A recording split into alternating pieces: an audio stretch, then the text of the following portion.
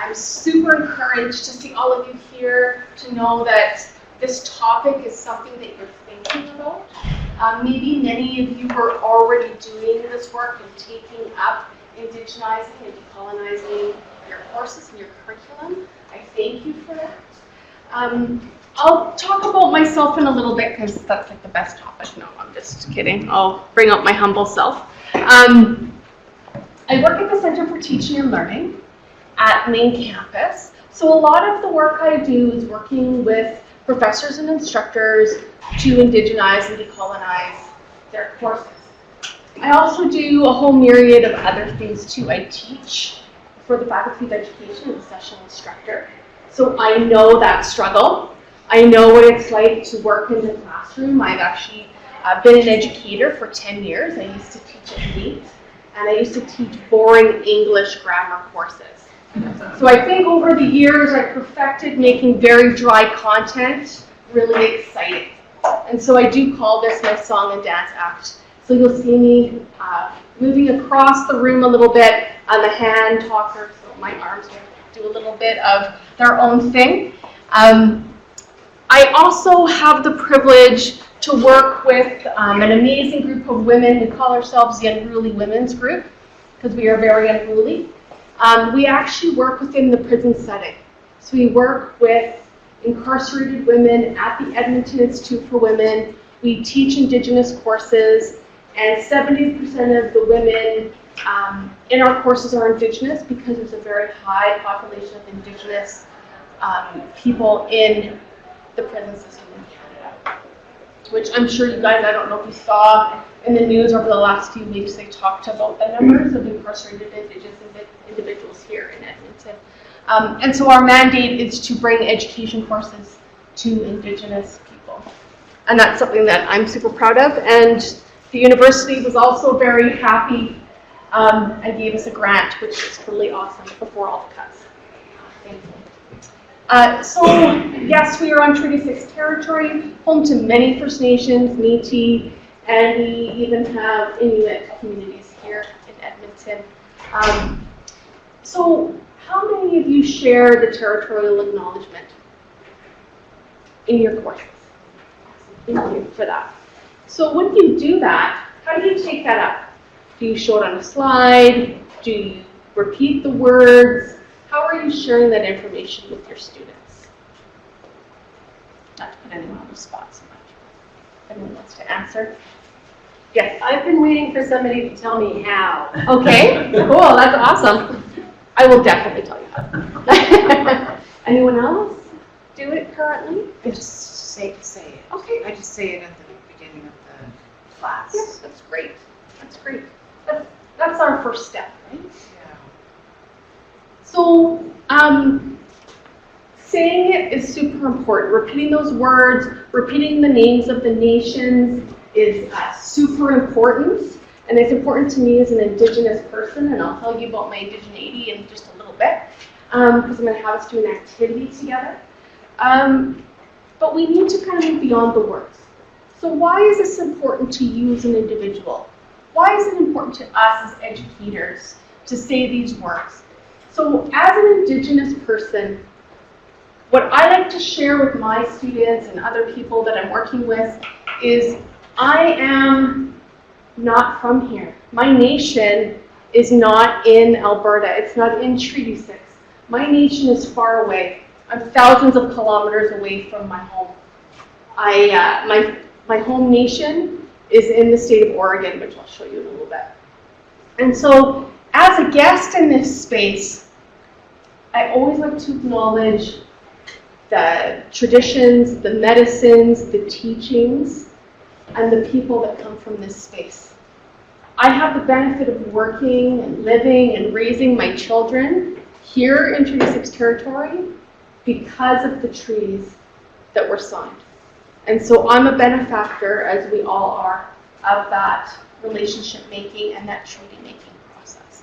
So I always like to take it a little further. Do you like to laugh? Do you like comedy? Anybody here? Anybody here not like that? So there's a really great video, and I'll share the link later. And it's from Baroness von Sketch. Does anybody watch that. Have you seen the treaty acknowledgement one or the territorial acknowledgement one? So it's really funny, and maybe I'll show that towards the end of if we have some time. But they go through kind of the act of doing this territorial acknowledgement and how ridiculous it sounds if we're not actually actioning those things or making it meaningful, right? And so a really good example of that is my daughter is now in grade 8, but when she was in grade 6, her school is also in Treaty 6 territory. Schools are doing a lot of work around treaty acknowledgements. So they would do the acknowledgements in front of families and whomever when they were having performances. She goes to an art school. And my daughter said, I don't know why they do this. And my daughter is First Nation, right? She is a Cree, Umpqua young woman. Her dad is Cree, and she is as well. And so she, even as an Indigenous individual, was like, I don't understand why this is important. This does not mean anything to me, right? So she's kind of my gauge for kind of how people and young people are understanding our responsibilities. So just some food for thought. So I'm not going to tell you exactly what to do. I want you to make it your own and make it meaningful. So as an educational developer, I have to have some outcomes, right? Outcome, that dirty word, right, that nobody wants to talk about. Oh my gosh, I have to create outcomes for my classes. That's like the worst. So decolonizing and indigenizing education is what we'll talk about here today. We're going to talk about the Cree belief system around Wokotun. We're going to explore some Indigenous epistemologies, some pedagogies, and some worldviews. So my family comes from Roseburg County in Oregon. Our nation is actually quite large. What's been really awesome over the last several years is we've created a lot of social enterprises within our First Nation. We actually, not unlike most Native communities in the States, we have a casino, of course, but we have a spa, too. We have an RV park, we have a coffee shop, and we have our own coffee company called Decolonizing Coffee, which is super awesome. We have our own university as well. This is my great-great-grandmother, Susan. So Susan was one of our first tribal leaders since colonization. And so Susan Nanta was absolutely amazing. She spoke 5 languages. She was actually a doctor and a midwife. So this is her in front of her chair. And she really believed in education, both traditional and contemporary. And so she acknowledged that there were these converging cultures coming together, and that the members of her tribe needed to know both ways. Needed to know both our traditional ways and the contemporary Western ways. So Maud and her husband had 12 children, and this is my great-grandmother. So Susan had Maud, my great-grandmother. And so this is actually a picture of them in residential school. So Maud's sister is actually pregnant, right, which is very common for the young women to be pregnant in residential school. Not from other students, but from those running the schools, right? So priests and whatnot would rape the young women, right? And so we don't ever know what happened to that young baby, right? What was common in those times is that the babies actually didn't survive. So lots of the graves in and around residential schools or boarding schools belong to little babies. So Maud and Harvey, so my great-grandparents, they both were born in their tribal lands, and they actually went to residential school together, or boarding school is called in the United States. Probably, 6 or 7 hours away from home. They left at 5 and didn't come back until they were 16. So they were totally indoctrinated into Christianity. So when they came back, they didn't actually want to be a part of their nation. although they lived there for a few years, had many of their kids. And so this is my great-grandfather. And I know it's probably hard to see this picture. That's me with the crazy hair. And so my grandpa and I were super close. We were the best of friends. We did so much together. And he taught me a lot about life, but also about our traditional ways without ever saying, this is the native way to do things. And so I really covet those moments together. So from a Cree perspective, I've just actually walked you through Cree teaching called Ponte Uchikia, which is your belly button teaching. So how are babies connected to their mothers when they're in utero? Little kids go crazy when I do this. The umbilical cord, thank you. They think I'm going to talk about stuff, but I'm not. So this connection to the belly button with the umbilical cord is actually our connection to the land, our traditions, our languages, our ways of knowing, being, and doing.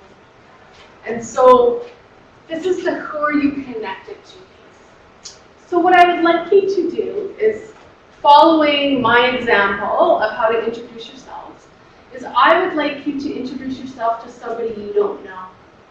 So for those of you that came with somebody, you're going to have to make your way around the room, okay?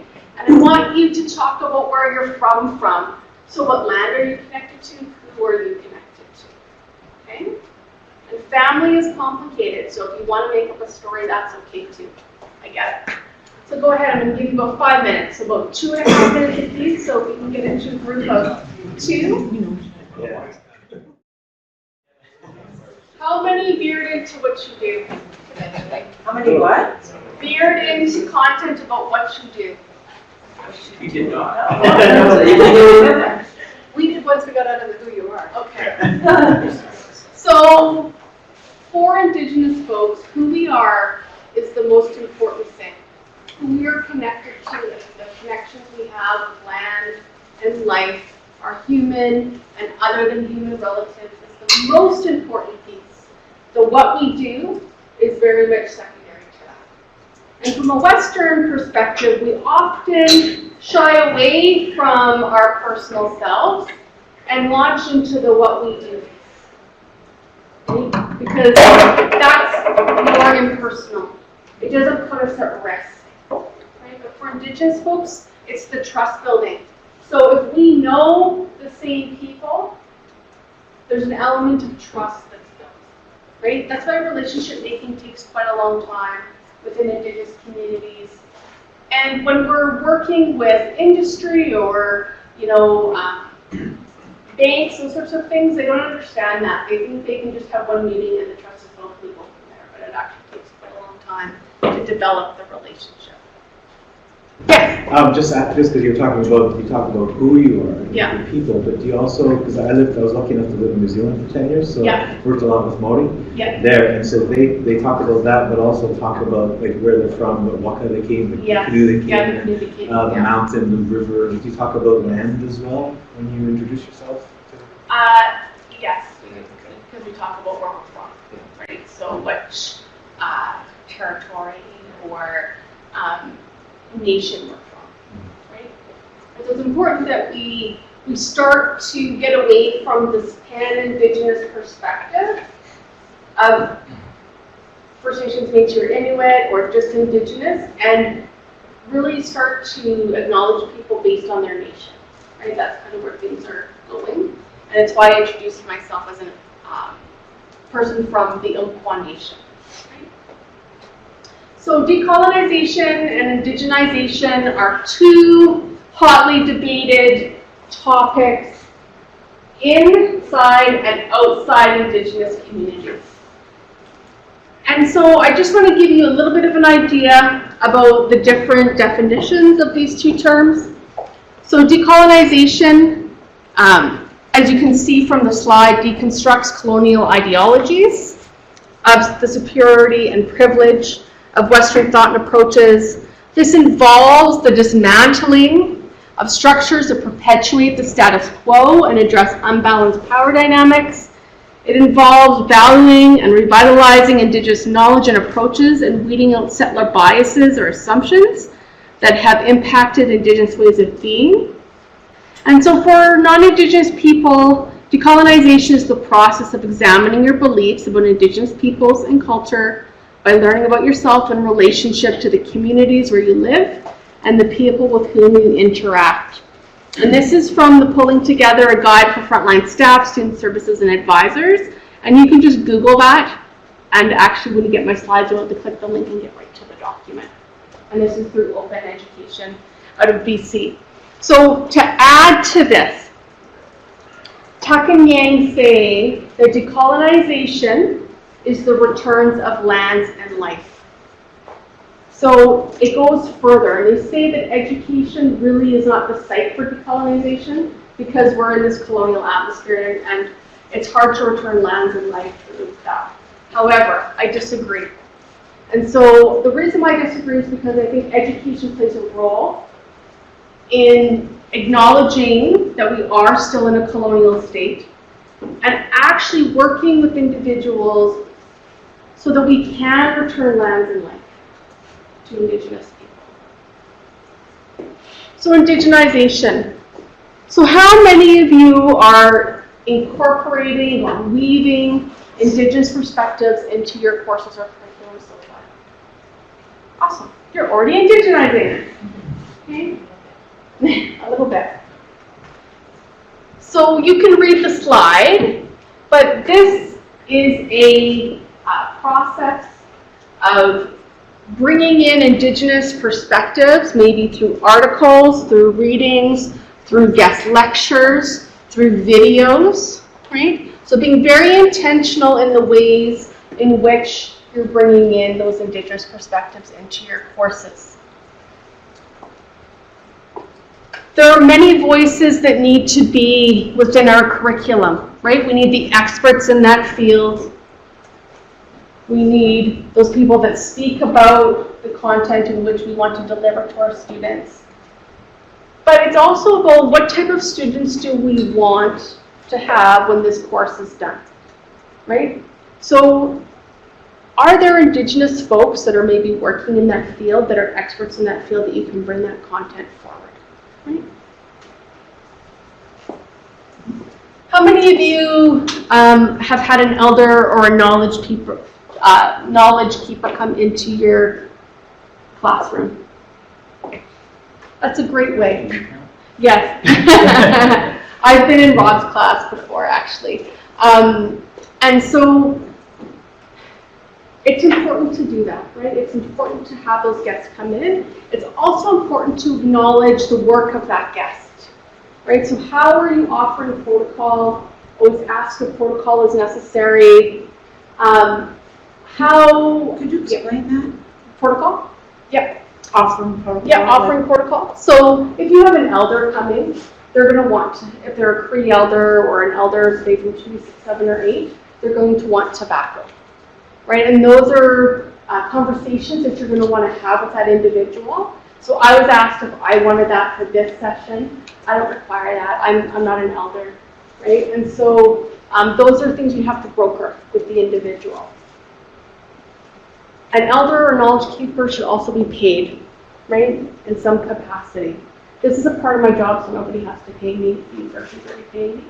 But if I go to speak somewhere else, outside of the U of A, I will often be paid something for that, right? Because this is knowledge that I'm sharing with you that is thousands of years old.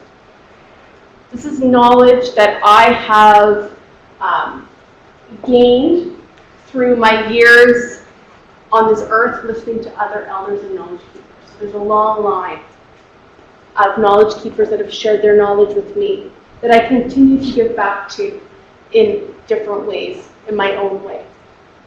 And so the knowledge you should never assume is for free. And that's within our own historic, that's what we do within our communities, right? We always acknowledge each other in that way. So if I ever ask an elder to come, or another knowledge group to share, I always offer them a gift, I pay them, and if they want tobacco, then that's what I'll do as well. Yes? I think it's very important to do that. But I have a question. Yeah. Being a teacher, and I'm sure people in this room can identify with this, you need to make connections between what you're putting out to the students pretty quick so that they can see the relevance and see how that would contextualize the course content. Sure. Now, how would you draw those, make those connections? I mean, to what extent does the course content itself, let's say I'm teaching a course in human communication, for example, which is a course I teach. Yeah. And I asked someone to come to talk about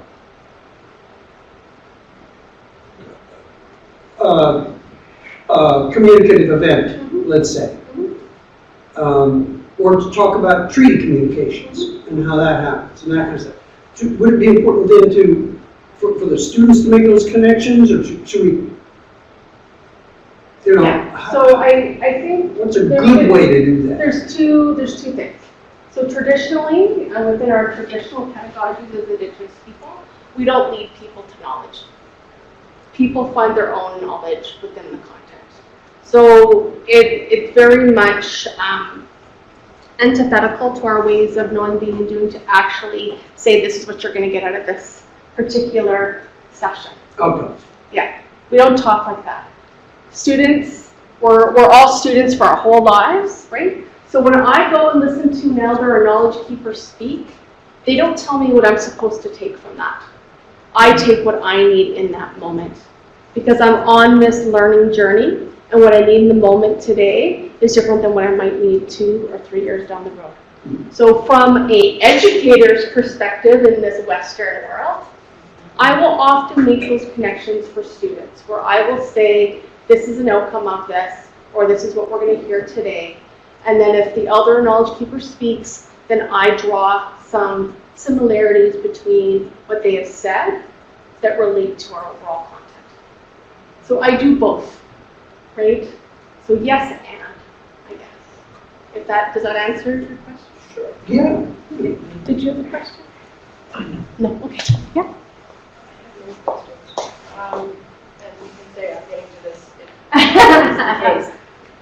So if I have, I don't know, Governor General come in for a meeting under public relations full-time, because there is an excellent place online where I can get all of that information. It'll tell me how to put the flags up on the stage and what I have to put in my opening speech notes and all of that stuff. Yeah. Please tell me where this is for the treaties and the Indigenous folk, where I would be able to, refer to this and not screw up if I'm doing something in the circumstance.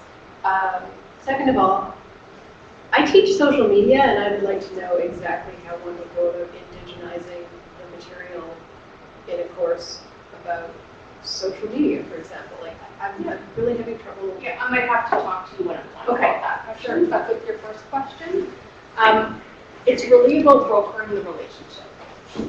So asking your guest speaker how they want to be introduced, what are the appropriate things that I should say, how would you like me to offer you protocol? It's really about that relationship because there's no one way to do it, and you can't do it wrong.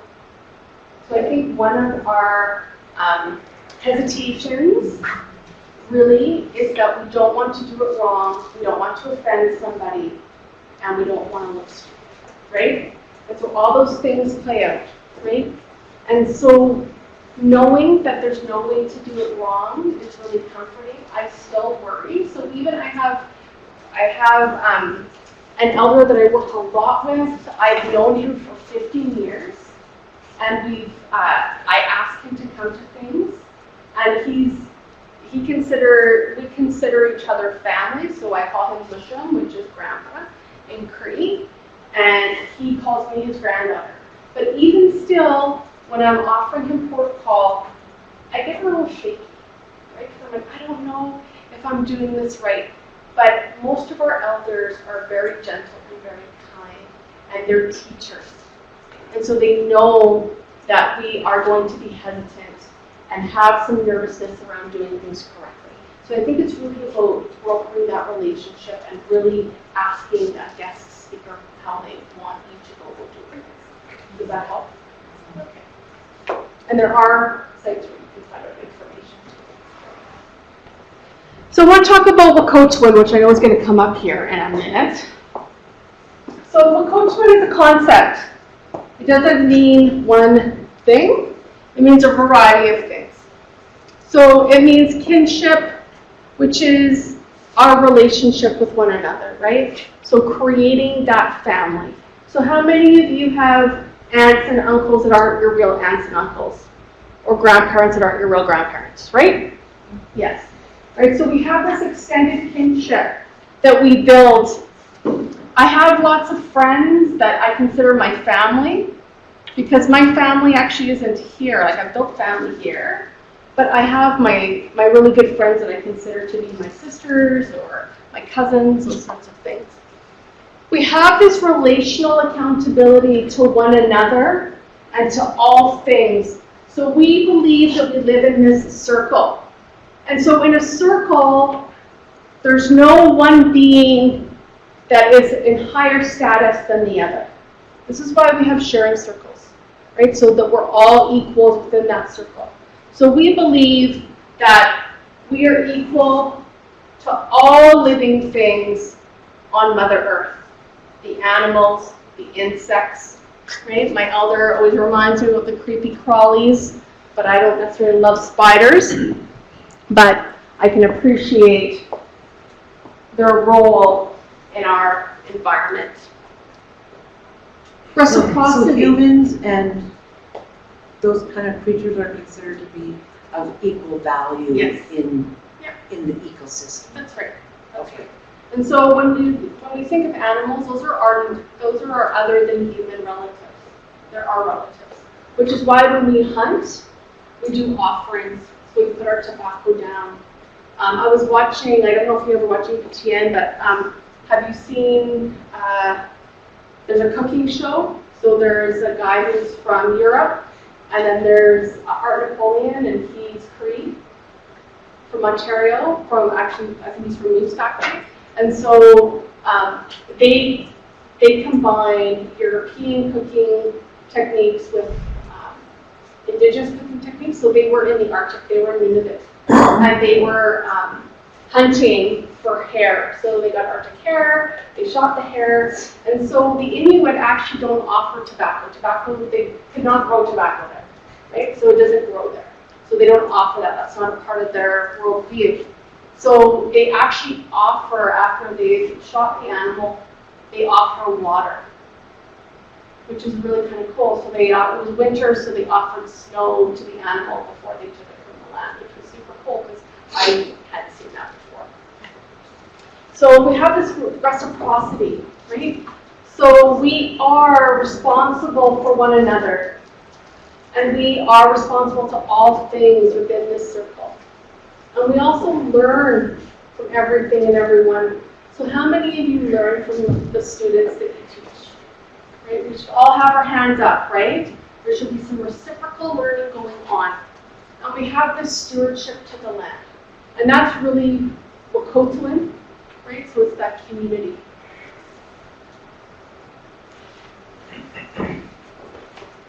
So this just kind of shares in other ways what I was already saying. How many of you build a community in your classroom?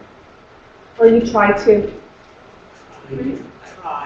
Try. It's hard, right? It's hard to get that dynamic, right? You have the perfect storm every once in a while where everyone meshes and gels together and things are just like so amazing and creative and you can do all these amazing things, right?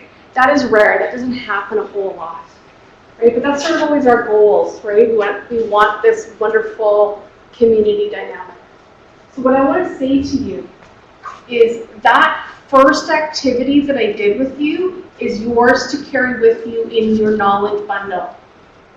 Okay, you can take that with you. That has been gifted to me and I've been told I can gift it to others.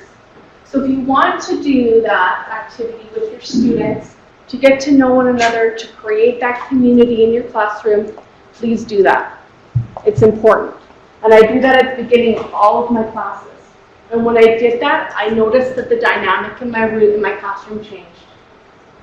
The students got to know each other, they got to know me, because I don't have this hierarchy with them, right? I am one of them. I am learning alongside of them, and we're learning together. So Indigenous epistemologies and pedagogies. So Indigenous pedagogies incorporate our ways of knowing, being, and doing, which is a little bit different from Western pedagogies. So these epistemologies are found in all places. They're found in theories, philosophies, histories, ceremonies, and stories. Our pedagogies are our ways of knowing, being, and doing again. We have traditional Indigenous knowledge and traditional Indigenous education, but we also are contemporary peoples. We live here and now. And so we are also creating new pedagogy, new epistemologies, and new knowledge all the time. So our pedagogy is found in our sharing circles, our dialogues, participant observations, experiential learning, modeling, meditation, prayer, ceremony, storytelling. And these are our ways of knowing and learning. And this is a really good, huge paper, research paper that was created by Dr. Marie Baptiste, who is Mi'kmaq from back east. So this is a good book, and this is for the K-12 perspective, but I think it's useful still today, even in the post-secondary environment. So how many of you have ever participated in a sharing circle or a talking circle? Awesome. So is it awkward to be in that sharing circle, sharing stuff, sharing how you feel, right? Yes. Feelings are difficult. And so how many of you did a sharing circle where there was a talking implement of some kind, whether it was a stone or a feather or something? Anyone? Yeah. And so you understood that through that process, only those with that talking implement could speak, right?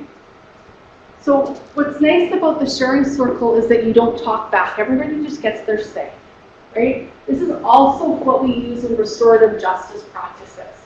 So if there's been something that has gone on or wrong, or somebody has done an injustice to someone else, that sharing circle allows us to everyone have our say, even the perpetrator of the act to have that say. And traditionally, if somebody perpetrated an act of ill will against another person, they became indebted to that person's family. And that they did hard labor for that family until that family said, you've paid us back, right? And so that's how we traditionally manage those sorts of situations. So learning scaffolds that support differing learning styles and incorporate Aboriginal content. You could do on-the-land trips, guest speakers, and activities that accommodate multiple learning styles and opportunities for student decision-making and problem-solving. We should always allow students to find their own way and not give it all up to them. And if they don't know it, they're actually not ready for that yet. And so sometimes we penalize students for what they don't know. Traditionally, we actually didn't do that. We didn't lead them to the knowledge. They just weren't ready. They had to find their own way there through maybe years, maybe moments of time. Yes? What is a guest speaker an Indigenous pedagogy? What is the belief about that? So what is the definition of a pedagogy? A way of thinking and believing? It's a learning strategy. It's a technique for learning. So knowing, being, and For doing, teaching. right? From an Indigenous perspective, it's our ways of knowing, being, and doing. So that would be bringing in a guest speaker to share their knowledge, right? But, yeah, also the act of having a speaker to come in would be a pedagogical. Yeah, it would be pedagogical choice, That's right. right? That's right. Yeah, absolutely. So Blackfoot winter count. So lots of times what I've heard, and I don't know that people maybe believe this now, but historically people thought that Indigenous peoples weren't both quantitative and qualitative, right? We didn't do that kind of research. We didn't keep data. We just told stories, right? But the Blackfoot winter count tells us different. Has anybody seen this before? So it's awesome, right? So the Blackfoot were really amazing at doing that. And so what this winter count is on high, right? And the images depict things that have happened over years of time. So they were keeping track of what was going on in their environment. So not only with the weather, but also when the Europeans came. So in this particular winter count, they actually show that there were lots of deaths due to smallpox. Here shows that it was a good year for the buffalo, and there's even the eradication of the buffalo in this winter count. So this was their way of keeping the data, right? So that they could keep track of what was going on. So they could say, oh, this year is like that other year that we had, and so we need to prepare for whatever that change is going to be. Right? So some resources for you.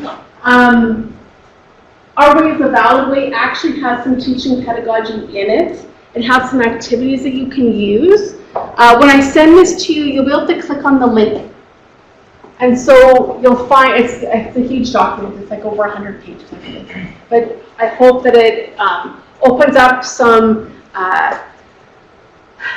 new ways of teaching things that maybe you already teach.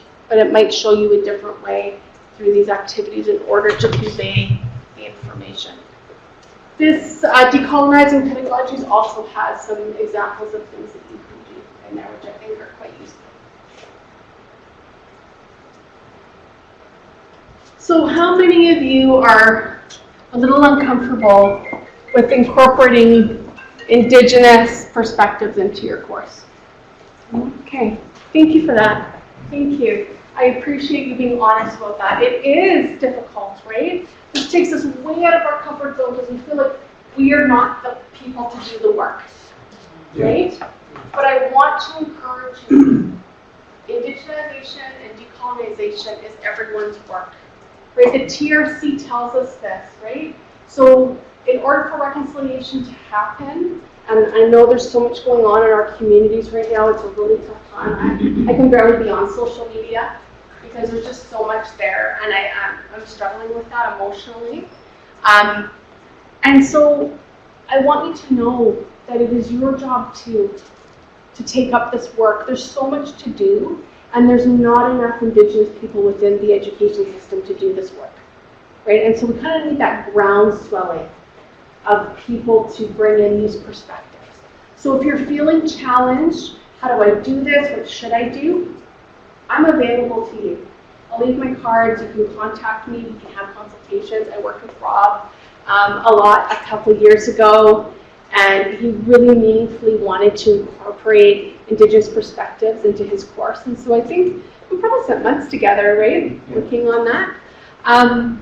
And so those are things that you can definitely do, and I'm happy to help you, but you need to leave your comfort zone. Yes? I'll tell you what is a problem with me in some of this. And that is because I read that one of the things that people who address Indigenous subjects or Indigenous topics or anything need to not reinscribe dead Indians, let's say, or other kinds of customs that are just, that don't have authenticity, Right. let's say, Right. right? So let's say I've got a group of students and I want them to talk about something, but it is something, let's say in a communication class, Yeah. it would be something that, you know, I want them to talk. So if I just, say, okay, what we're going to do for this, we're going to do a circle. We're going to do it in a circle. and we're gonna start this way, we're gonna go to this other thing, and so try to recreate that. Okay, that's where I feel uncomfortable, Sure. in the recreation of something, say, we're gonna do what we would normally do, you know, in a Western kind of context. But we're gonna do it in an indigenous way. And you don't want students going, taking You're that, just appropriating that's right, a way of doing. That's right. Absolutely, and I appreciate that. So what I want to say is that if you learn from an Indigenous person, such as myself, to be able to meaningfully incorporate sharing circle into your class, then you were able to use that. Right? And so sharing circles are done in many communities. It's not just Indigenous communities. We don't own that, right?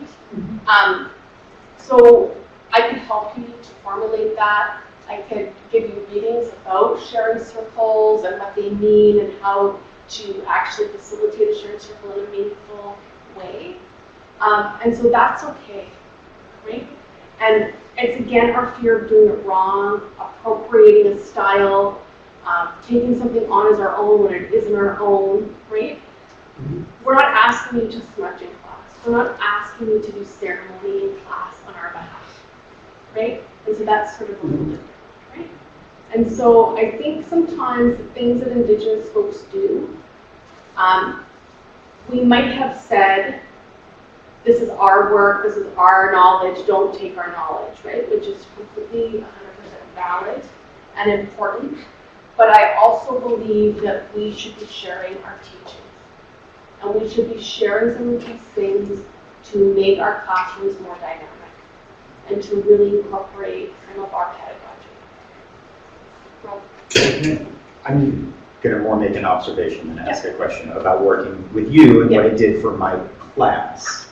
I think there was some having you as a guest speaker sort of was an explicit way of indigenizing my course, but I think part of working with you was more subtle things that were included in the course. So I would say if I hadn't worked with you, I would almost describe my course, because it was a largely a lecture course with over 50 students, it would have been in some ways a more brutal course to say that. And there were things that we talked about sort of extensively that made the course different. So I gave a whole lecture that I wasn't really going to give on a personal experience that I had had in essentially a failed project and what I had learned from it. And so there was a lot in that, and you weren't there for it, but it was sort of some of the things you're talking about were in that lecture, were in that sort of the exposure of myself and my failings or how I